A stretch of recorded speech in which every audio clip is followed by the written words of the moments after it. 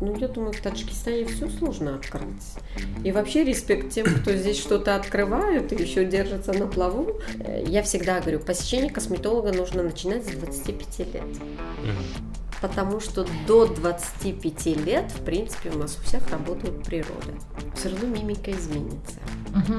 Да, какие-то эмоции вы не сможете выражать. Допустим, напугать. Такие, например. Да, вот такое веселое лицо сделать. Или наоборот, нахмуриться, чтобы там... Ну, невозможно инъекциями исправить нос. Если нос не нравится, нужно идти к пластическому хирургу. И вдруг, хоп, и следующая фотография Путина. И прям вот такой. И она на нас смотрит в аудитории и говорит: дорогие коллеги, не делайте, пожалуйста, гиперкоррекцию. Не делайте вот такое бурятское лицо. Салам алейкум всем, это подкаст «Три медведя», с вами Бурый, Бейхруз Насреддинов, то есть я, Белый у нас Искандар Мирзаганиев, Панда у нас Фарод Холматов, ну и сегодня с нами наша очаровательная Зебо Таджибаева. Напоминаем, тема этого сезона «Пан или пропал», и мы говорим о бизнесе, о том, с какими проблемами сталкивается таджикский бизнес, как их решать и как вообще развивается бизнес. Есть две сферы, которые никогда не страдают, по-моему, от кризиса. Это фармацевтика и индустрия красоты. Лекарства мы будем покупать всегда, а женщины будут стремиться всегда выглядеть красивее, чем они есть. Сегодня мы будем говорить о бизнес-сфере индустрии красоты, но это не салоны красоты. Речь пойдет о новых методах поддержания молодости. В гостях у нас сегодня Сурайо Бакаева, косметолог имидж-лаборатории Persona. Здравствуйте, Сурайо. Добрый день, Зебо, добрый день, Бейхруз. Спасибо за приглашение. Вам спасибо, что вы согласились, потому что, да, нам... Если честно, было очень тяжело готовиться к этому подкасту, потому что ни я, ни Бейхруз... Особенно мне. Да, то есть мы в этом полный ноль. То есть я даже, по-моему, в кремах не особо разбираюсь. Итак. Ну, сегодня... Мы многое сегодня об этом узнаем. узнаем. Действительно ли кризис никак не сказывается на индустрии красоты? Например, вот сейчас, да, во время пандемии. Не, ну это вопрос спорный, я хочу сказать, потому как...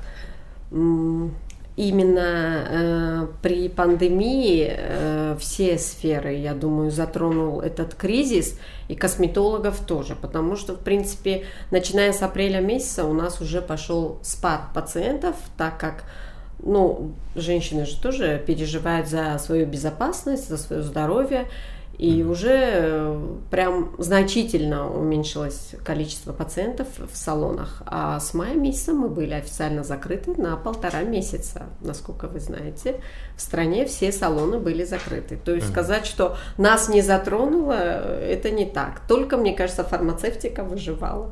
И все. Но я думаю, что когда вас открыли, да, официально, это было 15 июня, там наверстали упущенные женщины. Нет, за это опять-таки кто-то ставил, понимаете как, но ты все равно же понимаешь, что тебе на данный момент необходимо. Поддерживать красоту или свое здоровье, или переживать за свою безопасность. И в этот же момент многие организации, в принципе, отпустили многих на отпуск без содержания и все такое. И по деньгам все это почувствовали. Кризис-то у них тоже был. А сами понимаете, в салон без денег никак. И поэтому... Не пустят. Пустим, но уже приоритеты ставились по-другому. Мне кажется, что нас тоже затронуло. Но сейчас понемногу, в принципе, уже так как наступила осенью у нас всегда начинаются проблемы у женщин с лицом, это сухость лица, шелушение, и все равно все женщины уже пришли. Ага, да. Но все-таки вернулись. Но все-таки, да, вернулись. А как вообще давно эта сфера в Таджикистане стала популярной? Вообще эта сфера была в Таджикистане, это с советских времен была косметология у нас, но она была эстетическая косметология. Лет 14 назад она так начала развиваться, но, во-первых, было очень мало специалистов, косметологов в этой сфере. Потом, знаете как, женщин было очень мало, во-вторых, которые были информированы об этих процедурах, и все равно вот эта боязнь, вдруг я пойду, и вдруг что-то будет не так, все боялись. Ну и в-третьих, не все могли себе на тот момент позволить эти процедуры. По деньгам было дорого. Ну вот лет как 10 точно я могу сказать, что это стало очень популярным. Ну, может быть, ввиду тем, что, во-первых, вот эти соцсети, интернет, все вот это, ну, все наши звезды вот в доступности ты смотришь, и все равно они все такие красивые, все что-то делают, и как-то это стало, да, и это стало популярным, ну вот последние 10 лет точно. И бум сейчас просто, мне кажется, на косметологические клиники особенно. Ну, в принципе, да. Неожиданно. Вот просто я наблюдаю как сферу, это как со стороны бизнеса, да, я вижу, что какие-то косметологические клиники прям иногда как грибы после дождя. Ну и салоны, в принципе, тоже обычные. Ну да, салоны обычные, это точно. Сложно ли открыть косметологический центр в Таджикистане? Ну, как такового опыта в открытии косметологического кабинета у меня нет, поэтому, ну, я думаю, в Таджикистане все сложно открыть. И вообще респект тем, кто здесь что-то открывают и еще держатся на плаву. Но я думаю, вот этих бюрократических всяких, ну, издержек каких-то, сертификатов, разрешений, там, лицензий, да, это, мне кажется, вот очень именно для много. косметологов есть определенные требования, да, отдельные. Ну вот я, к сожалению, их не так хорошо знаю, но думаю, что как минимум, да, лицензия с Минздрава, там... Ну, как минимум, это самое, это самое главное, в принципе, самое сложное. Если это как минимум, ну... Да, лицензия с Минздрава должна быть. А чтобы работать косметологом, диплом врача именно необходим, либо просто достаточно пройти курсы, потому что я вижу, что есть девочки, которые работают косметологами, но я подозреваю, что не у всех есть диплом медика. Вот это сейчас самый такой больной вопрос в Таджикистане. Вообще, чтобы работать врачом-косметологом, обязательно должно быть высшее медицинское образование. Далее у тебя должна быть интернатура по дерматологии или ординатура. Далее уже потом косметология. У нас при медуниверситете нет кафедры косметологии, но она есть при кафедре нашего постдипломного института. И поэтому, в принципе, сейчас даже девочки, которые заканчивают институт потом после интернатуры, они все равно им приходится идти в постдипломный институт и пройти там еще и курс косметологии. Кафедра – это, вот, если вы помните, бывшая клиника косметологическая, которая была со времен Советского Союза, это на Потовском прям. Да. Туда все, по-моему, ходили в детстве. Мы все ходили. Да. Я точно, я там бородавку удаляла, я ходила. Так, и получается, это врач-косметолог. Диплом должен быть обязательно. Есть еще косметолог-медсестра. У нас в медколледже есть такой факультет – косметология. И они прям выпускают косметологов. Но это младший медперсонал, и все должны понимать, что младший медперсонал у нас работают в клиниках косметологических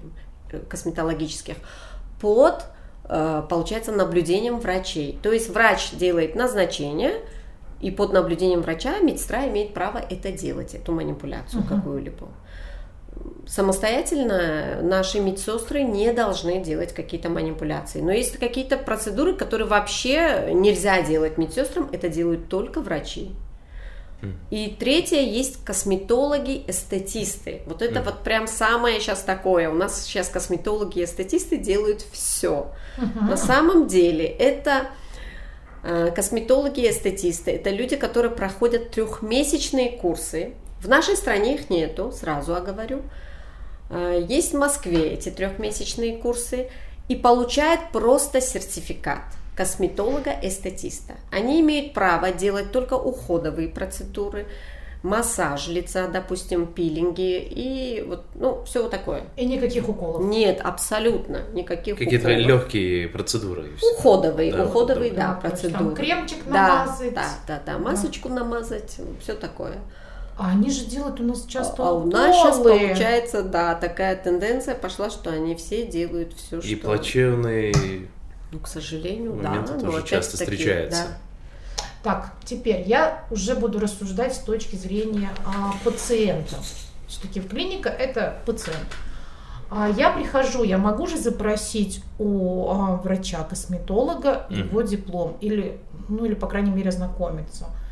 Или даже в косметологический салон я пришла и скажу: девочки, вот покажите мне не сертификат, покажите мне ваш диплом, что вы имеете право проводить мне такие процедуры. Ну, это ваше полное право. Во-первых, ну, понимаете, вот эти все косметологические наши центры, они, во-первых, они все частные, правильно? Да. И вы платите деньги. Я считаю, что там, где пациент платит деньги, он имеет право требовать все, что он... Ну, по крайней мере, он должен потребовать ознакомиться там и с дипломом, и там с другими какими-то документами. Сертификат именно препарата, например. Ну, да, как минимум. И получается, что у нас сами пациенты ничего не проверяют и даже не спрашивают. Но если проверялось бы, таких плачевных ситуаций тоже не было. Ну, не было бы, да. Ну, я пару только плачевных ситуаций видела, когда девочка там реально что-то у нее там было с губами. Да. Я же говорю, опять же, я сделаю умные виды буду. Да, ну ладно. Губки были просто очень сильно пострадавшие, кстати. А продукцией какой страны вы пользуетесь вообще? Ну, я именно пользуюсь продукцией европейских стран. Это фармкомпании, которые уже очень долгое время они на рынке. И, в принципе, они уже, знаете, такие проверенные временем. Это прям, доверие есть. Да, доверие есть. Это прям как динозавры в косметологии. И, в принципе, я за свой спокойный сон переживаю. Я хочу, чтобы я вечером уходила домой и спокойно спала. Так, а что вы делаете? Когда инъекции какие-то делаем препаратами, чтобы этот препарат был на территории СНГ, чтобы представительство было и все такое, понимаете, чтобы это все было официально. Это не где-то ты там закупил в интернете, заказал этот препарат. А какие процедуры вы проводите лично? Ну, у меня все инъекционные процедуры я провожу: плазмотерапию, ботулинотерапию, нитевой лифтинг. Аппаратной косметологией не владею. Ну, вот уходовые какие-то процедуры и все такое. Нет, уходовые процедуры, вот это я понял. А губки? Губки вы делаете? Губки, мы обсуждали здесь, да. Губки шариком или, да, я прошу прощения, как-то называется еще название, если не ошибаюсь, duck face, да? Вот, уточки. Да, уточки. Уточки, бантиком. Бантиком, да, делаете. Ну, опять-таки, знаете как, это дело вкуса и предпочтения пациента и врача. Я более за естественный объем губ, и поэтому, видимо, та аудитория пациентов, которые ко мне ходят, они такое не просят, видимо, потому что знают, что я это не делаю. Но сегодня это в моде, в тренде, как получается. Ну, в Таджикистане, да, сейчас это очень модно, и получается всем... Но я видела у вас в Инстаграме фотографии, тоже губки после каких-то инъекций. Я делаю губы, да. Да, а что там делаете вы тогда, если это... Просто даете объем? Просто естественный объем. Я не выворачиваю губы очень сильно. Это как выворачивается губы, мне честно интересно, мне стало страшно. Это я тебе показывала сегодня, да, не надо. Ну все, понял. Это прикольно было, между прочим. Вообще, знаете, всегда хочется, чтобы пусть девочки ходят к косметологу, пусть за собой ухаживают, потому что, да, в принципе, раньше наши мамы, бабушки не ходили, такой косметологии, такого развития не было. Да. Это сейчас все есть много процедур, которые просто поддерживают красоту, молодость, и это все нужно делать. Но хочется, чтобы, знаете, вот человек посещал, да, косметолога, да. И при виде его вот этого ощущения, что, боже мой, косметолога не выходит, да, вот такого ощущения, чтобы не было. Было все естественно, красиво и в меру. И пациенты иногда теряют вот это чувство меры, и, к сожалению, косметологи тоже теряют чувство меры. Вот. Ну, это предпочтение каждого Да, человека. это опять-таки, я же говорю, я не могу Пусть это будет, сказать. но Да, вот- пусть будет, это дело вкуса и Ну, вот предпочтения. то, что вы да. сказали, что самое главное, не было вот первого впечатления, о боже, да? А Это сейчас он у многих, так на многих девочек молоденьких смотришь и думаешь, а зачем? А потом же какие последствия бывают? Вот Это именно же вот насчет результат, последствий. он не бесконечный, да? Через какое-то время губки начинают сдуваться. Вот Ну, как опять это бегут, происходит? опять да? бегут к И косметологу. опять накачивают. Да. А что туда качают, кстати? Качают препарат, состав гиалуроновая кислота, в принципе, но его тоже в очень больших объемах нельзя. Да. А насколько вредно этот препарат, если вот объем он- будет больше? Объем, ну, понимаете, смотрите, природно места нету там. От природы, правильно? Да, Же что-то всё- туда, всё, что-то да. туда А вы вливать. что-то туда вливаете, Мгм. которое стоит, это все. Ну, чисто И вот она не такого. И оно рассасывается. может сдавливать кровеносные сосуды, и в связи с чем могут быть потом всякие уже ишемические некрозы и так далее проблемы. И Мгм. это уже очень серьезные проблемы. А дорого стоит эта процедура вообще? Дорогая процедура? С губами? Да. Ну, раз таки мы затронули эту Раз тему. их так много дел, значит, наверное, она не такая уж Начиная, дорогая. мне кажется, от 600 самон и выше и до 3000 самон, в зависимости от 3000. препарата. Ага. 3000 самон. В зависимости от препарата, производителя и объема. Ну, мне вводимого все-таки это не препарата. понять. Нет, подожди, значит, если 600 самон, ну, допустим, 1000, в принципе, я думаю, что не так дорого, и блогерши наши поэтому с такими губами, Да. все накачанными. А мне всегда говорили, что у меня губы варениками, в принципе. А тогда, когда я родилась, было модно тонкие губки. Мгм. Да, и мне всегда говорили, ну, сейчас я в тренде со своими варениками. Да. А вот еще тут мне девочки сказали, что сейчас в тренде лисьи глаза. Это что такое? Это вот когда тебе вот что-то сюда вот делают, А. Так, да, Да, нитями, да. подтягивают, и я вот все думаю, что-то там тебе сделали, и эффект надолго тоже.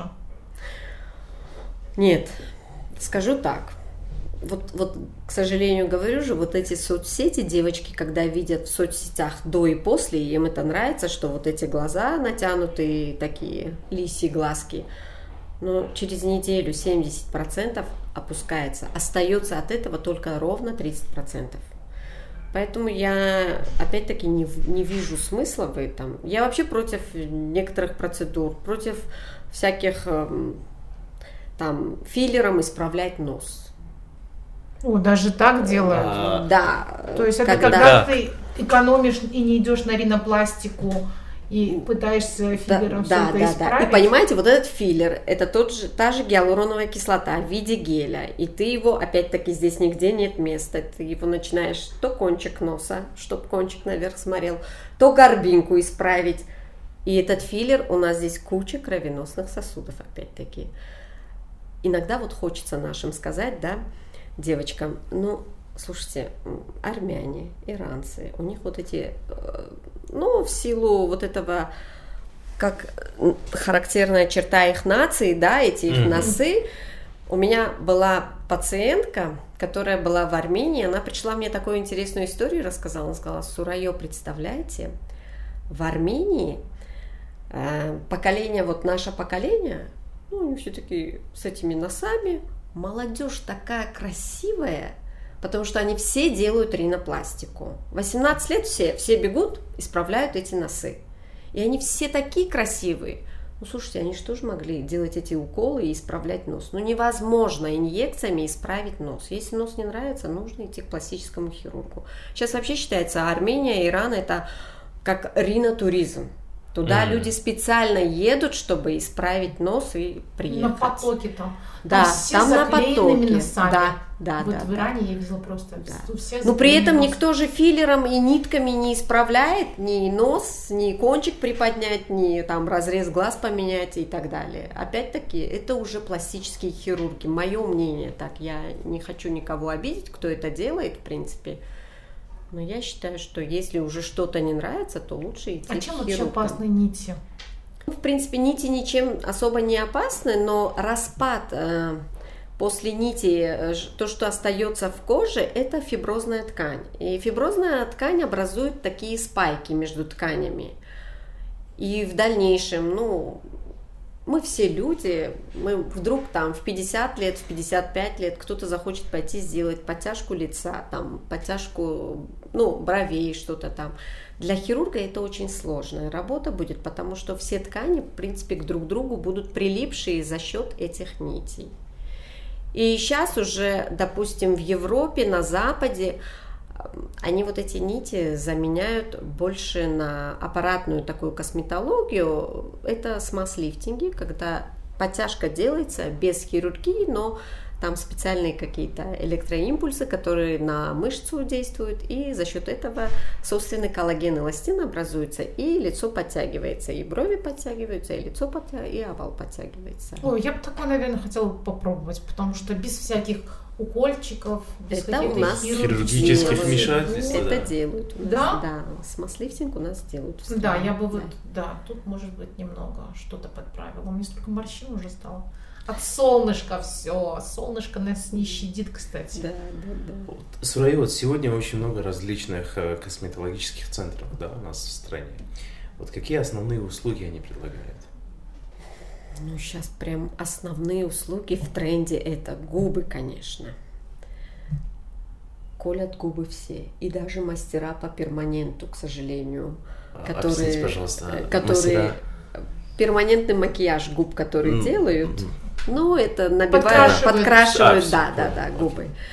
Даже они у нас почему-то научились делать уколы, и они даже делают уколы, губы увеличивают. А так, в принципе, наши косметологи, основная масса на всяких мезотерапии, биоревитализации. Я думаю, это такие полезные процедуры, там плазмотерапия, уходовые процедуры. Сейчас сезон пилингов начался, осень. Все делают пилинги, и они такие очень популярные у нас. Раньше были такие агрессивные пилинги, и в нашей стране их вообще было нельзя делать, потому что вообще мы солнечная страна, и вообще азиатские лица, мы предрасположены к пигментам. И у всех вот это оставалось после пилингов пигментация. Но благо сейчас уже косметология как-то очень быстро развивается. Сейчас европейцы, те же итальянцы, у них тоже солнце, море, но у них такие очень хорошие пилинги, которые всесезонные, и в то же время они дают, знаете, они поверхностные, они не дают таких ожогов, как было раньше. Да, вообще, я видела. Да. Европейцы вообще сейчас против этих глубоких пилингов, они считают, что они токсичны для организма, и вообще это химический ожог кожи. И вот эти поверхностные пилинги, они очень популярны, и их делаешь курсом, и лицо сияет, и ощущение, что ты покололся, но ты не покололся. И поэтому это вообще очень популярно сейчас, и в Европе даже. Но опять-таки мы в высокогорье, и я побаиваюсь это делать летом, но вот сейчас сезон, октябрь мы уже начали всем их делать. Я думаю, сейчас все салоны начали делать пилинг. Это как сезон, с октября по март. Так, а я теперь вот как раз-таки немного о процедурах. Мезотерапия – это что? Мезотерапия – это питание кожи, это мы просто витаминчиками, гиалуроновой кислотой подкалываем, это прям папульно, микропапульно колется лицо и подпитывается дерма. В принципе, это такая безвредная процедура считается. Как минимум раз в полгода все равно мы считаем, что надо принимать витаминчики, надо укрепить свой организм. Кожа то же самое, но мы как-то за кожей не следим. В принципе, не было этих процедур раньше просто. А сейчас как бы считается, раз в полгода подпитать кожу витаминчиками, никакого вреда в принципе от этого нет. А результат тоже виден будет сразу, так заметен, что меняется? Но там результат такой, это, я всегда говорю, слушайте, когда приходят женщины, а если вот это вы мне сделаете все, минус 10 лет не будет, даже минус 5 лет не будет. Это все работает на клеточном уровне, кровообращение усиливается, синтез коллагена и эластина начинает повышаться. молекулы воды начинают притягиваться, кожа, да, начинает потихоньку сиять, цвет кожи начинает меняться, увлажняется кожа. То есть я всегда говорю, вы утром будете вставать и чувствовать, что у вас уже другая кожа. Но это работает через 2 недели после этих процедур, допустим. Ну, такой хороший эффект дает. Ну, самое главное, чтобы женщины понимали, что волшебных таких каких-то препаратов в косметологии нет. А без укольчиков, вот эти витамины, например, есть, не знаю... Принимать вовнутрь просто, да? Да, съесть, не знаю, яблоко, положить яблоко на лицо. Уходовые процедуры всегда были хорошие. Вы знаете, я вам вот сейчас хочу рассказать одну историю. Ну, вот как бы посоветуете, да, допустим, что без уколов, чтобы такая могли очень девушки. интересная история. Буквально это 2 недели назад у меня было. Вообще у меня работа интересная, мне нравится, потому что я общаюсь с пациентами, они все разные, и вот это все тебе, где-то какие-то эти тебе прям, инсайт для меня надо запомнить. Ко мне пришла девушка, ну как, она записалась, позвонила в персону, записалась на чистку лица. Значит, она заходит в кабинет и видит, стоит продукция Holy Land, и она говорит: ой, у вас в Душанбе знают Holy Land. Это профессиональная такая космецевтика для салонов израильского производителя. В Москве есть официальное дистрибьюторство, ты у них обучаешься, и там же приобретаешь эти крема, лосьончики и все такое. Я улыбнулась, я говорю, ну вообще-то я как занялась косметологией, я сразу начала работать на Holy Land. Она говорит, а я живу в Америке уже чуть ли не 12 лет, и я пользуюсь только Holy Land'ом. Я говорю, да? Она говорит, да. Она, значит, ложится. Ну, и я по привычке, то, что я делаю вначале, это, значит, демакияж снять, потому что, к сожалению, наши девочки, практически никто не ходит без мейкапа. К сожалению. Я сейчас понял. Как сказали? Демакияж. Ну, я не влюбился, но потом чуть позже. Да.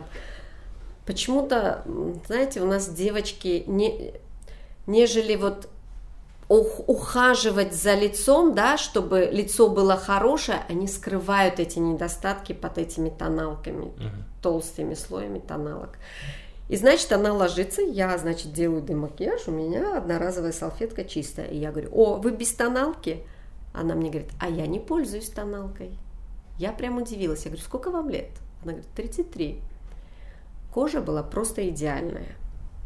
Я говорю, какая у вас кожа? Она улыбнулась и говорит, спасибо. Я говорю, она говорит, вы вот заодно посмотрите, что мне еще надо. Ну ничего не надо, понимаете? Если нет проблемы, вот ничего не надо. Я говорю, вы знаете, вам ничего не надо. Это просто правильный уход.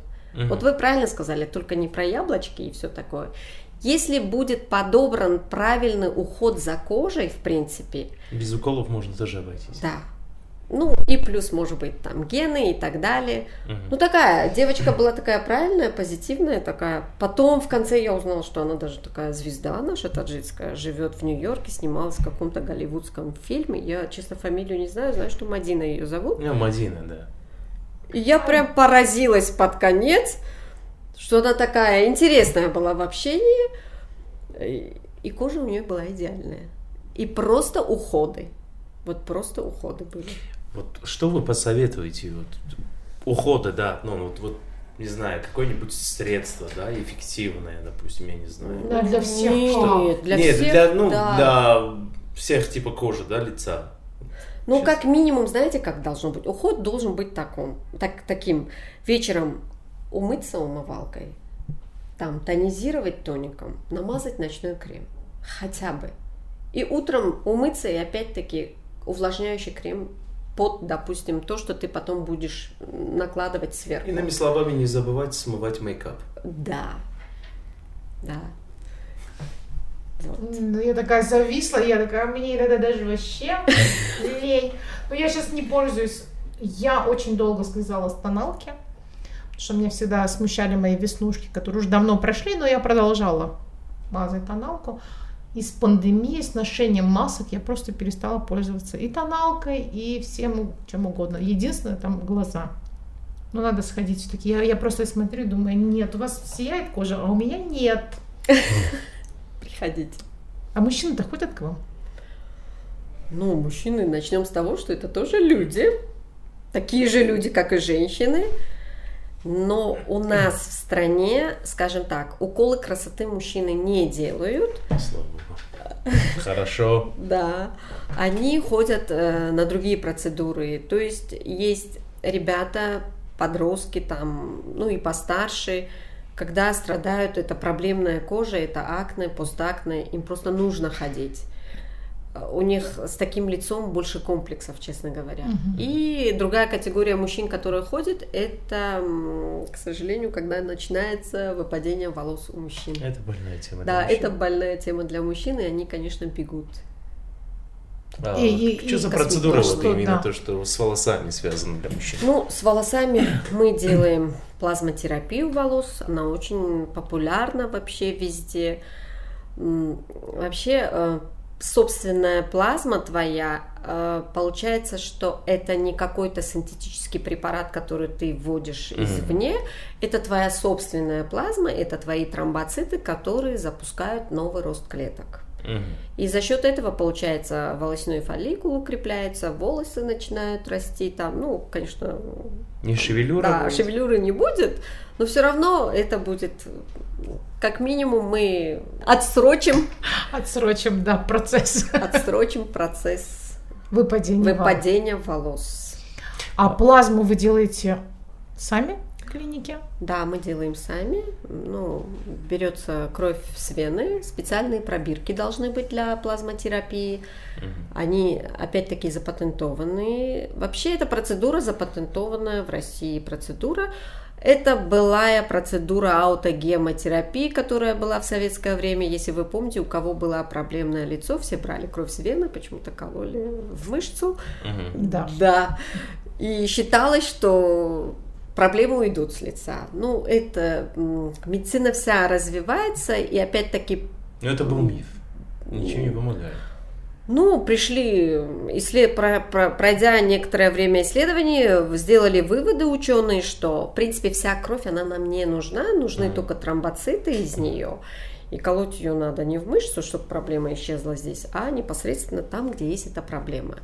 Плазму используют не только косметологи, ее сейчас хорошо используют стоматологи, когда делают импланты, используют травматологи при всяких проблемах коленных суставах. Они эти уколы тоже делают. Ну, она такая сейчас довольно популярная процедура считается. А в каком возрасте нужно вообще ходить к косметологу? Ну, если есть проблема в коже, опять-таки вот это акне, постакне, подростковый возраст начинается, в принципе, уже надо ходить к косметологу. Если нет никакой проблемы, я всегда говорю, посещение косметолога нужно начинать с 25 лет. Потому что до 25 лет, в принципе, у нас у всех работает природа. Ничего не надо. После 25 лет природа останавливается, и дальше уже ты либо сам за собой ухаживаешь, либо ходишь, чтобы что-то сделать. Потому что вообще у нас в составе дермы есть вот этот элемент гиалуроновая кислота, которая отвечает за синтез коллагена и эластина, за притягивание молекулы воды. Ну, очень много функций исполняет этот гиалуронка, и получается с возрастом, вот после 25 лет, оно начинает уменьшаться в организме.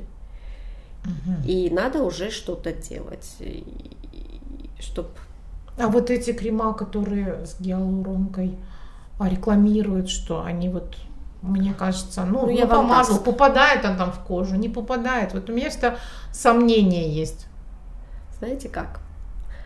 Вот когда открываешь книжку по дерматологии, да, начинается там первая тема – это кожа. Дерматолог – это кожа, правильно? И первая функция нашей кожи – это защита. Он ничего не пропускает. Я вот тоже подозреваю, что не пустят туда ничего. Да. В принципе, все, что мы мажем, максимум на уровне эпидермиса. Понимаете? Это уже чисто маркетинговый ход, я думаю, этих компаний. Если бы эти крема так работали бы, нашей профессии бы вообще бы не было бы. Да. Вот. В рекламных роликах-то показывают 3-4 слоя проходит, что-то там, вот эти фишки, я не знаю. И все верят. И я тоже верила. наверное. Ну, наверное. Хотя... Нет, это такая продукция масс-маркет, она не работает. Если это еще какая-то космецевтика, которая с таким терапевтическим эффектом, она работает, скорее всего.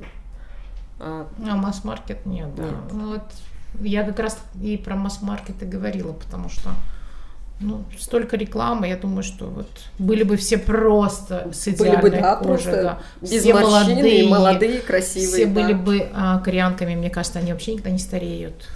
Или Там кожа у них такая, или такая косметика. специфика кожи, нет, Да. там уже другое. Вообще Это вы уже даже в советское природа. время, да, вспомните кореянки, они все были у нас такие красивые, но в лет 50 у них вот это резкое, потом вот этот Падение, да, да. лица был. Но вот эта кожа почти до 50 лет у них, конечно, это уже, не знаю, генетика, может быть, как-то у них по-другому.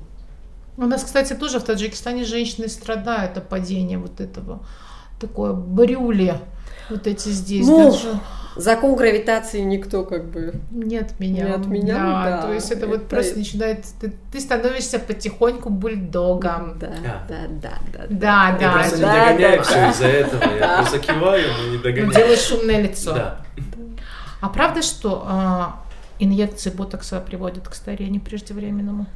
Не, мне кажется, это какой-то уже стереотип, не знаю.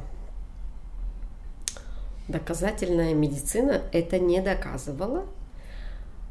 Препарат ботокса, первый препарат ботокса американцы выпустили в свое время, и, в принципе, аллергановский ботокс на рынке уже более 30 лет. Он исследован со всех сторон. Ботокс используют, значит, не только косметологи, его и в лечебных целях используют неврологи, у них при ДЦП они используют, при всяких асимметрии лица они используют, при блокаде мигрени они используют. Это в Москве это очень популярно. У нас, к сожалению, неврологи наши не владеют этой техникой. Ко мне часто обращаются: делаете ли вы блокаду мигрени ботоксом? Я всегда говорю: нет, я не делаю, потому что это надо знать свои точки. В косметологии мимические морщины у нас это другие мышцы, а блокада мигрени это там уже и затылочная мышца, еще какая-то мышца, но это нужно знать, это специфика неврологов, понимаете? Поэтому в тех дозах, которые они используют, наши косметологические дозы это самые минимальные. И сказать, что это приводит к старению, нет. Это Про спорно. мигрени просто супер. Я Да. даже не знала, у меня же так часто мигрени мучают. Так, ботокс вкалывают в мимические морщины. В косметологии, да, Да. только мы в мимические А вот эти морщины. Слом, изломы, сломы. Заломы. Заломы, господи. Я все пыталась приставку вспомнить. Они, Они уходят, разглаживается кожа, да. да? Да. Все, то есть мне казалось, что вот ты потом просто бровь не можешь поднять. Нет, поднимите бровь, конечно, поднимите. Но знаете как? Просто у вас немного, все равно мимика изменится. Угу. Да, какие-то эмоции вы не сможете выражать. Допустим, напугать. Вот такие, например.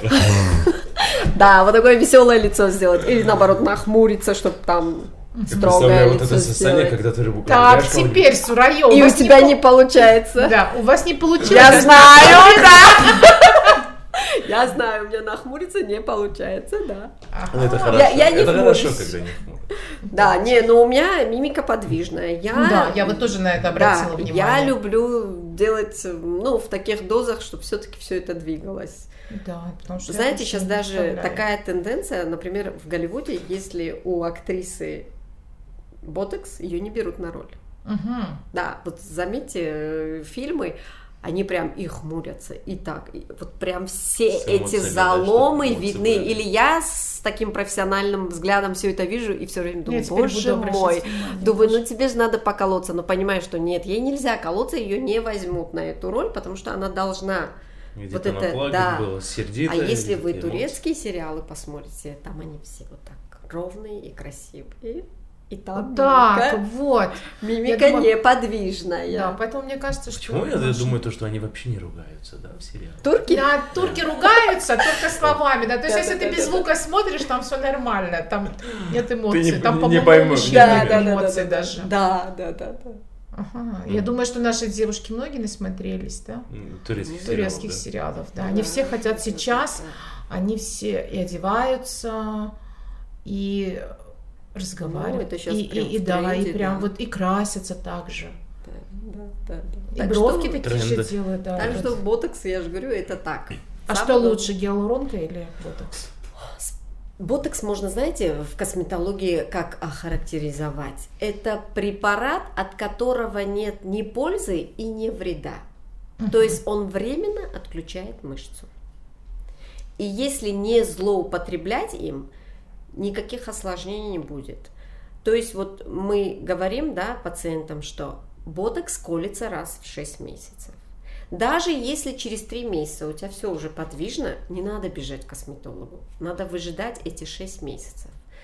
Потому что ботокс это токсин, это как яд в минимальных дозировках, правильно? Если мы его будем подкалывать постоянно, наш организм на него вырабатывает антитела. И в дальнейшем этот препарат работать не будет. Вот. Есть такой момент. Поэтому вот эти 6-7 месяцев, в любом случае нужно выдерживать. А гиалуронка, она такая От неё полезная. польза, да. Да, от нее польза. Я всегда говорю, гиалуронки много не бывает. Но опять-таки, это не про филлеры. Филлеров много бывает. У нас бывает, что с филлерами переборщат. И опять-таки вот чувство меры, когда исчезает, вот эти скулы, которые прям глазам Да, я видела у одной наплывают. девочки. Вот Да, тут да, прям. да. А, что Можно это я было? еще одну историю расскажу? Да, давайте. Прикольно. Я была на тренинге, как раз вела этот тренинг пластический хирург в Москве, Карпова Елена Ивановна, она такая очень знаменитая. Объемное моделирование лица. Значит, это вот эти скулы, как делать, там эти углы нижней челюсти. И знаете, значит, первая часть тренинга идет теоретическая часть. И там, естественно, презентация. И вдруг, хоп, и следующая фотография Путина. Он прям вот такой, вот такой. И она на нас смотрит в аудитории и говорит: дорогие коллеги, не делайте, пожалуйста, гиперкоррекцию. Не делайте вот такое бурятское лицо.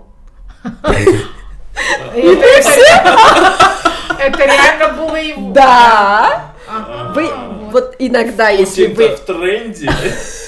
Иногда, действительно, когда смотришь некоторые там его эти, прям хочется сказать, косметолог переборщил. Переборщил. Да, иногда он так ничего, такой хорошенький. Когда а хорошенько иногда прям, он подретушировали, вот да. прям, да. Да, гиперкоррекция, да? Бывает иногда, когда прям сделают, да. То есть это такие вот, то есть это же с эффектом, да, проходящим. Да, то есть через да, какое-то время благо всё это все проходит, сдувается, и а потом, сдувается, потом на да. следующий раз там немножко больше филлера залили, Да. а в один раз нет.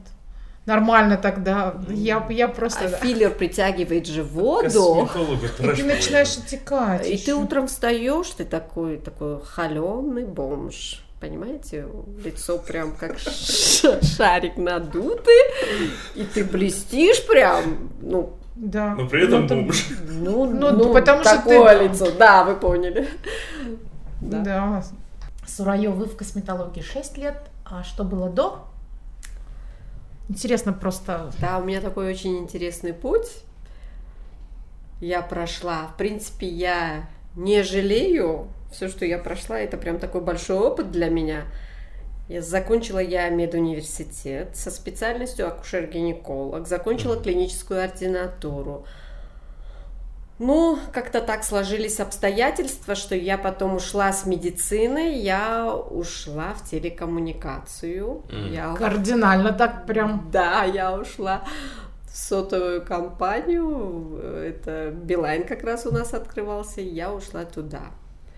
Я работала там в отделе B2B продаж, и в обслуживании была, и в продажах была, в принципе, и поддержка биллинга у меня была, потом я тренинги по продажам вела, по школе продаж. То есть у меня такой хороший опыт был. И в какой-то момент я поняла, что все-таки меня тянет обратно. И Но вы уже не вернулись в акушерство. Нет, в акушерство я уже не вернулась, благодаря моей однокурснице, подруге, которая в 99-м, вот мы закончили институт, и она уехала в Москву, она по сей день там работает, она косметолог. Благодаря ей я пошла в косметологию, как-то она меня... как-то она мне так сказала, да, в следующий раз приедешь в Москву, возьми с собой диплом. Ты пройдешь курсы косметолога. Я как-то побоялась, сказала, у меня получится. Она сказала, ты акушер-гинеколог, у тебя хирургический профиль. Работать руками ты умеешь. Видимо, да, как-то вот она меня вдохновила. Мы дерматологи, мы терапевтический профиль, мы сейчас все это делаем. Неужели ты это не сможешь сделать? И как-то я пошла, и вот первый мой тренинг был, значит, там раньше тренинги были такие, там теория, практика и еще постановка руки. И когда мне дали шприц, я вообще посмотрела, как другие колят, подумала, боже мой, я же вообще супер. Так быстро поколола, пришла довольна, сказала, Наргиза, я умею колоть, оказывается, лицо. И все, и пошло-поехало. Потом здесь я уже меняла свой диплом, потому что надо было поменять специальность. Я уже проходила в постдипломном институте нашем. Там тоже тренинг проходили? Нет, здесь прям ты проходишь курс УСО, это 6-месячные курсы были раньше, сейчас они у нас превратились в годовые курсы. Ага.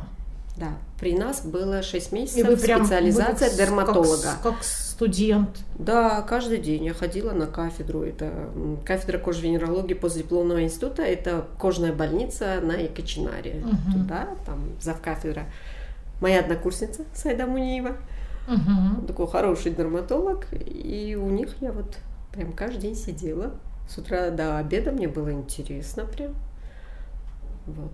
А все остальное я проходила в Москве, потому что как таковой базы, к сожалению, в Таджикистане нет. И в принципе очень хорошо, что сейчас наши многие косметологи все выезжают и на учебу в Москву. И я знаю косметологов, которые и в Европу ездят на всякие конференции и всякие симпозиумы посещают. Это радует. А вообще, нет, я хотела задать вопрос. Профессия-то хорошо оплачиваемая? Что как-то так этот... то, что вы пан или пропал. Да, пан или пропал. То есть вы поменяли, вы ушли из акушерства. В принципе... Врачи у нас вообще, на самом деле, это самое мизерное зарплата. Это врачей просто. Косметология, видите, немного другая специфика. Опять-таки, это вопрос не жизни и смерти. Опять-таки, ты не спасаешь жизни, конечно, но как минимум женщин с депрессией ты выводишь, когда они хорошеют, красивеют, когда у них такое качественное, хорошее лицо, они радуются, ты радуешься результату. В принципе, я могу сказать, что я пан. Я здесь, не только моральное удовольствие получаю, и материальное. Замечательно. И девиз «Красота спасет мир». Да. Что, прощаемся? Всё, да, прощаемся. Дорогие друзья, это был подкаст «Три медведя». Берегите себя и своих близких. Пока. До свидания.